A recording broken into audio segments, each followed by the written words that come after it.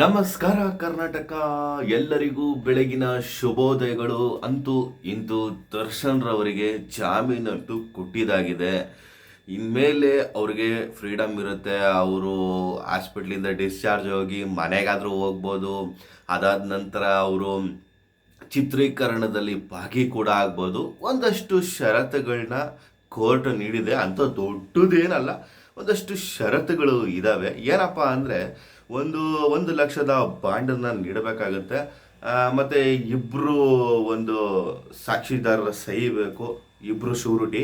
ಮತ್ತು ಇನ್ನೊಂದು ಏನಪ್ಪ ಅಂದರೆ, ಇದೇ ಥರದ ಬೇರೆ ಪ್ರಕರಣದಲ್ಲಿ ಸಿಕ್ಕಾಕೋಬಾರ್ದು ಮತ್ತು ಮಾಡಬಾರ್ದು ಅಂತ ಹೇಳಿರ್ತಾರೆ. ಮತ್ತು ಇನ್ನೊಂದು ಏನಪ್ಪ ಅಂದರೆ, ಈ ಕೋರ್ಟಿನ ವ್ಯಾಪ್ತಿ ಬಿಟ್ಟು ಹೊರಗೆ ಹೋಗೋಂಗಿಲ್ಲ. ಮತ್ತು ಇನ್ನೊಂದೇನಪ್ಪ ಅಂದರೆ, ಗೊತ್ತಲ್ಲ, ಈ ಸಾಕ್ಷಿದಾರರು ಅವ್ರಿಗೆಲ್ಲ ಬೆದರಿಕೆ ಹಾಕೋಂಗಿಲ್ಲ. ಇದು ಒಂದಷ್ಟು ಕೋರ್ಟು ಕೊಟ್ಟಿರೋ ಷರತ್ತುಗಳು ಅಂತಲೇ ಹೇಳ್ಬೋದು. ಇನ್ಮೇಲೆ ರೆಗ್ಯುಲರ್ ಬೇಲ್ ಸಿಕ್ಕಿರೋದ್ರಿಂದ ದರ್ಶನ್ ರವರಿಗೆ ಒಂದು ಫ್ರೀಡಮ್ ಅಂತ ಇರುತ್ತೆ. ಮೊದಲಾಗಿದ್ದರೆ ಮಧ್ಯಂತರ ಜಾಮೀನಿತ್ತು, ಎಲ್ಲೂ ಕಾಣಿಸ್ಕೊಳ್ಳೋಂಗಿಲ್ಲ, ಸೋಷಿಯಲ್ ಮೀಡಿಯಾ ಯೂಸ್ ಮಾಡೋಂಗಿಲ್ಲ, ಯಾವುದೇ ವೇದಿಕೆ ಅದು ಇದು ಎಲ್ಲೂ ಏನೂ ಮಾಡೋಂಗಿರಲಿಲ್ಲ. ಇವಾಗ ಫ್ರೀಡಮ್ ಸಿಕ್ಕಿದೆ. ಮತ್ತು ಇನ್ನೊಂದೇನಪ್ಪ ಅಂದರೆ, ತುಂಬ ಅಭಿಮಾನಿಗಳಿಗೆ ಖುಷಿಯಾಗಿದೆ, ಸಂಭ್ರಮ, ಸ್ವೀಟ್ ಕೊಡ್ತಿದ್ದಾರೆ, ಎಲ್ಲ ಓಕೆ.